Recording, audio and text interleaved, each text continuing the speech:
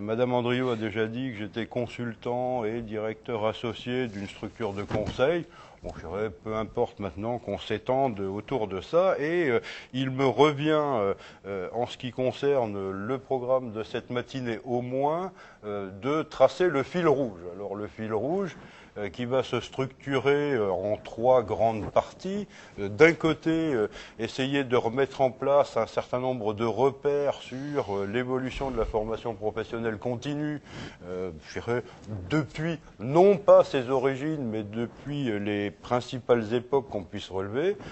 Deuxièmement, de tracer les grands axes de réflexion et de travail de la réforme actuellement en cours, en essayant de les articuler à un certain nombre de constats. Et troisième temps, de mettre en piste quelques grands domaines d'impact sur les métiers de l'ingénierie.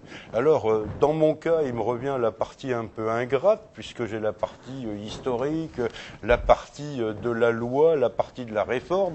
Alors, on va essayer d'éviter de faire un cours autour de ça, ce qui serait lassant pour tout le monde, et surtout éviter, vous savez, de tomber dans une trilogie classique, même si on est le matin, qui est un intervenant qui récite quelque chose qui est de l'ordre de la liturgie, vous savez, la sainte histoire, la sainte loi, etc. Ça, très vite, sous la forme d'une litanie. Alors, liturgie plus litanie, en règle générale, ça provoque la léthargie immédiate des gens, autant dans l'assistance que ceux qui sont à distance. Donc, on va essayer d'éviter ça. La deuxième chose aussi qu'on va se dire dès le départ, c'est, puisqu'on n'est pas dans le domaine d'un cours formel, formalisé ou d'une conférence, mes deux collègues sont tout à fait susceptibles d'intervenir au fil de l'eau pour apporter soit l'éclairage plus particulièrement du monde agricole, soit plus particulièrement l'éclairage cette fois-ci des acteurs régionaux.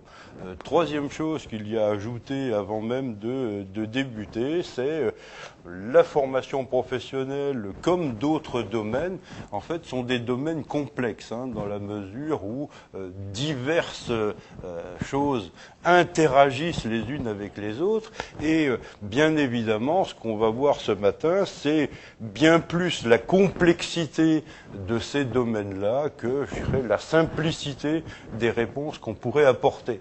Donc, si vous êtes venu ici en attendant des choses claires, limpides, en disant on sort, on a tout compris, en fait, vous allez sortir plutôt en ayant une vision normalement, je dirais, complexifiée des choses, mais qui est la vision qu'il faut certainement avoir aujourd'hui lorsqu'on aborde le domaine de la formation professionnelle continue. Alors,